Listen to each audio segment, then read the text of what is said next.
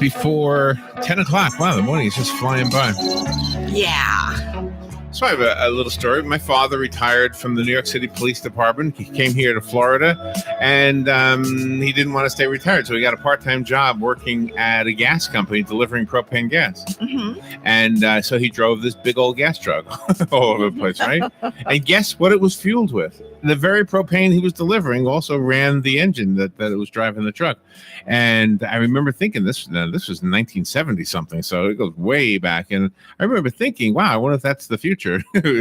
Maybe it is. We have on the phone Tucker Perkins. He has worked in the propane industry for 26 years. He's active with the National Propane Gas Association and the Virginia Propane Gas Association. He's the president and CEO of the Propane Education and Research Council. And I want to learn about this. I think specifically we're going to find out about propane as an alternative fuel for school buses. But I think it goes way beyond that. Tucker, good morning, sir. How are you? Well, good morning to you, Larry, and I think I'll let you talk because you know all about it this morning, and I'm glad to be with you. Oh my gosh, I don't want to give you that impression. I don't know much about it. Do you know what I don't know? And maybe this is a stupid question or a stupid first question anyway. Where does propane actually come from? Is it the same place, the fossil fuels that we talk about with gasoline? Well, if we think that actually, no, it is not. Today, we talk about propane. First thing people should realize is the United States is the primary producer of propane for the world. We are the largest producer in the world, but most of the propane today comes from refining natural gas. So comes from the ground, but where we have natural gas, when we clean up natural gas, one of the things we get is propane. And so does it? Okay, again, this is going to sound dumb. You gave me a great compliment, and now I feel stupid asking any of these questions because I don't know any of this. So do we drill for this? Does it start out as a liquid? It does start out as a liquid in the ground, but associated with natural gas. And when we liberate the natural gas, that liquid that comes out with it, one of those things is propane. And where you said we're the biggest producer, where in the country are we drilling for this? Well, the three big parts of the country, if we go beyond the Gulf of Mexico, would be in Texas.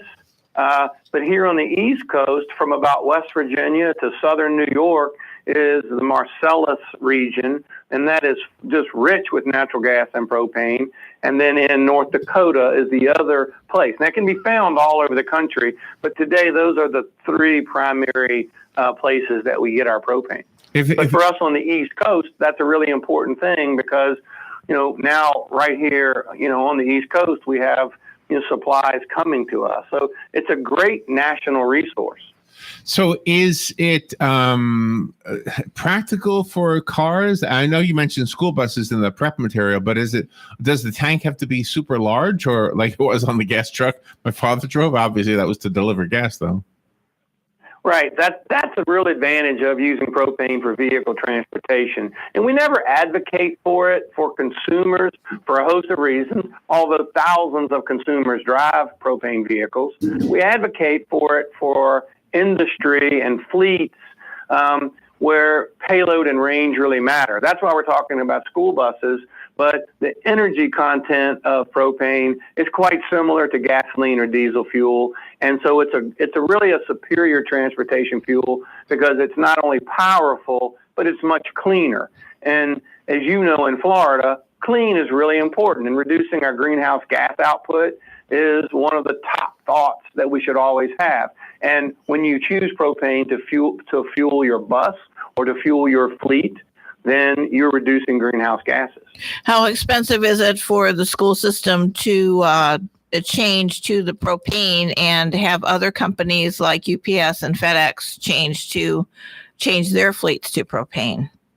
Well, UPS has been a great adopter. They operate over 1,500 propane vehicles in the U.S. today alone. And that is one of the most beautiful parts, is not only is it cleaner, I love to talk about it on a school bus because it's quieter, but it's also cheaper. Most people will say it's 30 to 50% cheaper than their diesel alternatives. And nowhere is cheaper more important than in the school system. I love it when Omaha said when they switched to propane-powered school buses, they saved enough to hire more teachers. That's That's the transformation you get, is a cleaner community, a quieter community, but more teachers in the classroom. That's classic win-win-win. So if the school board, for example, is listening and they say, oh my gosh, we should do this, what is the course of action that they have to take? Where do they go? Well, I'm proud to say in Florida, and I work with a lot of those school system people that are investigating, they seem to embrace propane. But the first thing they really need to do is to retire their older diesel buses. That's a great impact on the environment alone. But then to purchase these newer propane-powered buses. So that transformation takes time. But in the course of the normal retirement of school buses, to get rid of the old diesel and buy the new propane, that's what's going on, and that's the way to start the propane school buses. And would they have to establish their own fueling stations? Well, fueling stations are so simple. In fact, the answer is yes. Many school systems already have those systems in place, but that is the easiest component. And those fuel stations, by the way, will never contaminate the soil or groundwater like gasoline or diesel. That's another feature, although I love to talk just about the emissions because they're so much improved. But if you really think about storing propane on site, you no longer are concerned about contamination of soil or groundwater. And that's important everywhere. I might argue that's of top importance in Florida. Is that also true for the drilling at that point?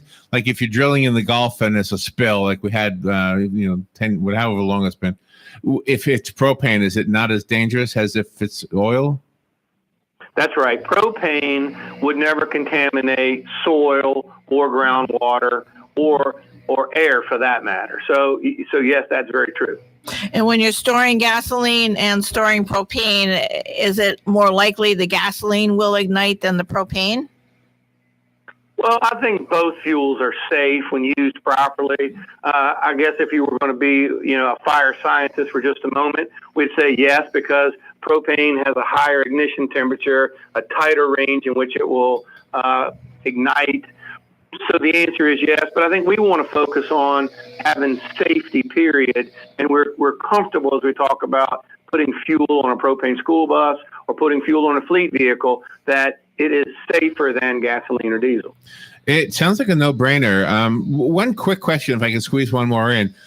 What about the bus that is used for the field trip? If they're not, if they are leaving the community, let's say a field trip to Disney World or something. I don't know if anybody takes field trips to Disney World. I would have liked that when I was a kid. Yeah, but it's like 100 miles from here or 90 miles, whatever. I mean, would they be able to refuel along the way? Would they not need to? Or what's the what is your answer there? Well, the answer is yes. They certainly can refuel along the way. The system is very similar to how you would refuel a gasoline or diesel vehicle, and those refueling sites are listed all across the country. I'm really happy to say that Florida is one of the states that I think has arguably one of the best refueling networks in the country. Nice. And so that is a beautiful part of it, is that on a field trip or a long distance trip, that buses know they can safely refuel really across the state. Tucker, this is a no-brainer. I hope everybody who can make these decisions is listening. It sounds like it's a win-win in every regard. So give us a way to learn more. Is there a website? Yes, we created a website really for parents to learn more about why propane-powered school buses make sense for their community. That website is betterourbuses.com. Better what buses? BetterOurBuses.com. Oh, BetterOurBuses.com. Okay, excellent. Tucker Perkins, thank you for being on the air with us today. That is really good, useful information. Thank you so much for having me today, Larry. Thank you. You're welcome. We'll be right back.